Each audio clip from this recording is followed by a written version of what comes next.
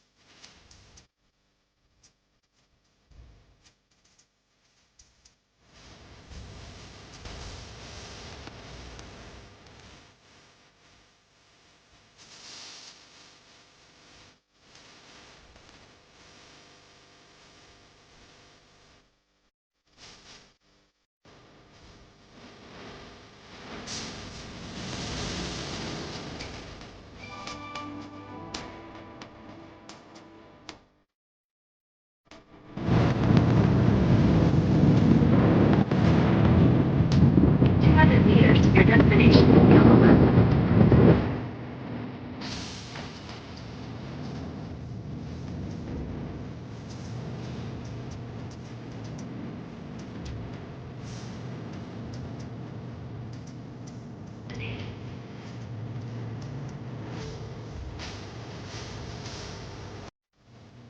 At nandito na kami sa Daday's Painitan.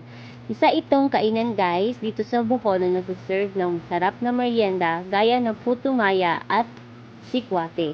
Naging sikat sila dahil dito kaya kahit lumipat na sila from city to town ay dinadayo pa rin sila ng mga tao.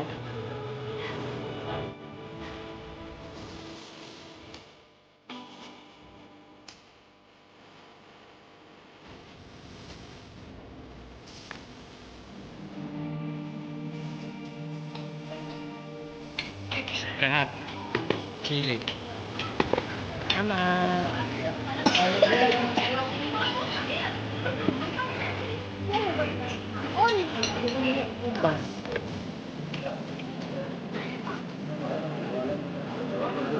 Ganito ako kumakain guys ng mga kakanin. Puto maya or mga lista o yan ang ginagawa kong sabaw yung sikwate. Nakakain ito.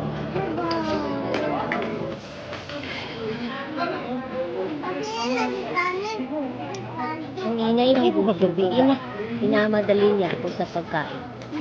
Kasi excited na siya dahil after this ay pupunta kami sa in-laws ko. Kaya gusto na niyang umalis kami dito. Ang isa yung tawagan ang number niya na hindi kinulman. Ano din ang tawagan ko sinapon niya. Ang gusto sa BNT. Ngayon ang BNT for delivery na niya si mama. Ako ni driver. So habang kumakain kami guys, ay nagchika-chika muna kami ng asawa.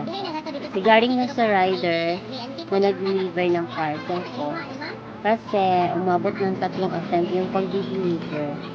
And basta mahabang istorya kung bakit siya inabot ng 3 attempt. Sabi niya, hindi daw niya area yung place na pagdideliveran. Nasa ibang area daw siya. Pero yung item ko na nandun sa kanya. Which is, hindi daw dapat sa kanya yon kasi hindi sa ibang area siya magdi-deliver. So, merong ibang rider na dapat ay dun magdi-deliver at yun sana yung magdadala ng parcel ko. Pero hindi ko pinagalitan yung rider guys ha. Tinawagan ko lang siya tapos nung una medyo nainis lang ako kasi ayaw niya sumagot Then the second, hanggang sa ilang attempt ako ng pagtawag, hindi na makontak yung phone number. And then the next day, dun ko na lang tinawagan ulit at dun ko rin nalaman na yung rider, gumamit siya ng ibang account or yung ibang number yung ginamit niya na ininagay niya dun sa kanyang details. So, ang nangyari, parang pinapasa-pasa nila yung item ko. Kaya, medyo nainis ako, pero hindi ako nagalit kasi inunawan ko na rin yung rider. And then, at the end, ang importante ay na-deliver naman ng tama, ng safe yung item ko at wala din na makasira.